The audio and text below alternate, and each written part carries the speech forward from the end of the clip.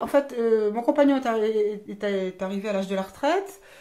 On avait envisagé de partir depuis un moment. Et puis, lui n'était pas encore complètement sûr. On a passé un an à Paris où moi j'ai continué à bosser comme une dingue, partir à 7 heures, rentrer à 19 heures, 20 heures, etc.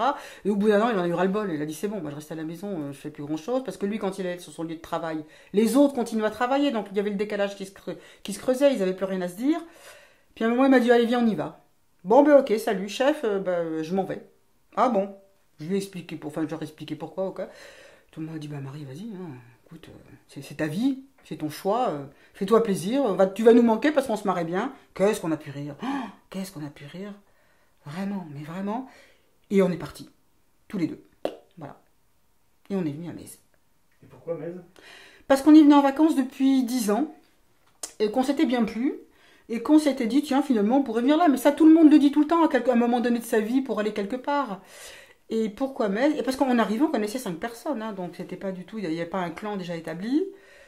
Parce qu'il allait faire beau, parce que c'était plutôt sympa, parce qu'on connaissait un peu, parce qu'il y avait une grande ville comme Montpellier qui proposait plein de services, y compris médicaux, parce qu'on savait pas de quoi demain allait être fait, parce que c'était le sud, le soleil, voilà, c'est ça. Donc, du coup, Jean-Claude était en retraite, mais pas Ouais, toi. pas moi, non. Et tu as fait quoi, du coup, toi? J'ai travaillé pour le quotidien local, la presse quotidienne locale, Midi Libre, où j'étais correspondante de presse pendant 7 ans.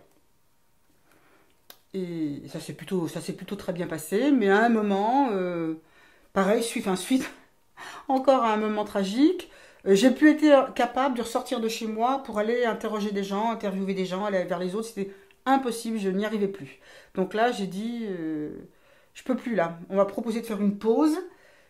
Et j'ai dit, mais dans une pause, je suis pas sûre que dans 3 mois, je pourrais revenir. Et puis en plus, j'avais des tas de choses à régler sur place, à Gap. Donc, on n'arrête pas de faire des allers-retours. Tu peux pas être quotidien de presse, correspondant local, et être là 2 jours sur 5. Il faut être là tout le temps, disponible vachement souvent.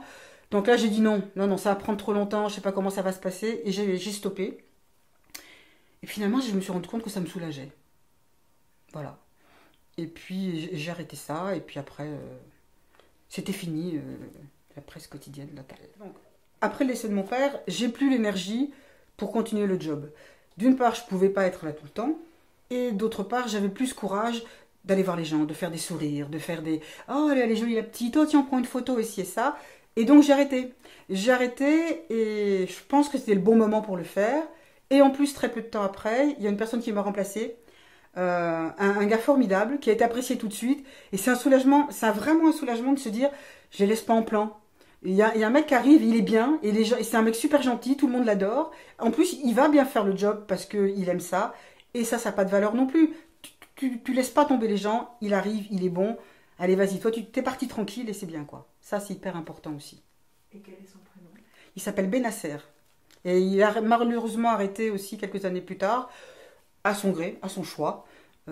Mais il était très très apprécié et si vous le connaissez, c'est un garçon absolument adorable. Et quand on quitte comme ça une longue vie de parisienne, par exemple, pour arriver dans une petite ville de province, comment se passe la réadaptation pour retrouver un nouveau réseau?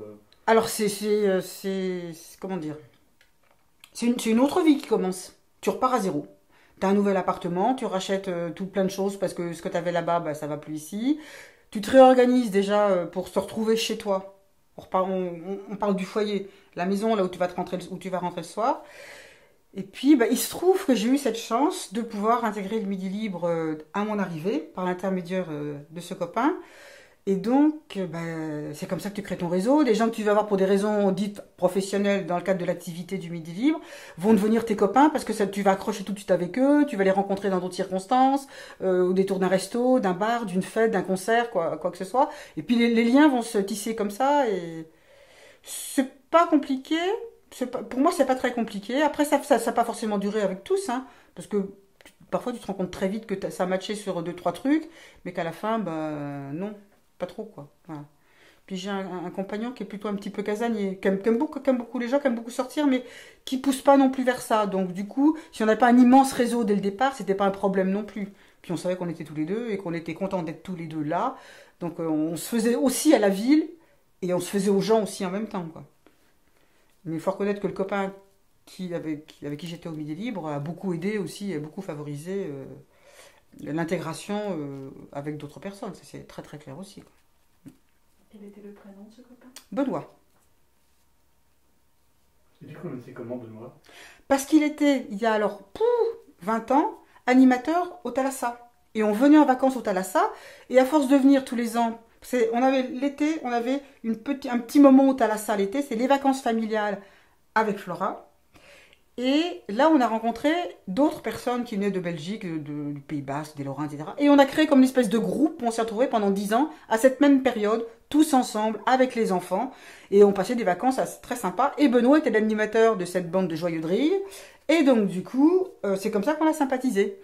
Et quand on a dit qu'on allait venir habiter à Metz, les quelques personnes qu'on avait rencontrées ici se disaient, bon, de toute façon, eux, ils vont faire comme les autres. Ils disent, et puis au moment de le faire, que dalle. Non, pas nous. Nous, quand on dit un truc, en tout cas sur ce truc-là, on le fait. Et donc, c'est que, voilà, comme ça, l'intégration s'est faite comme ça.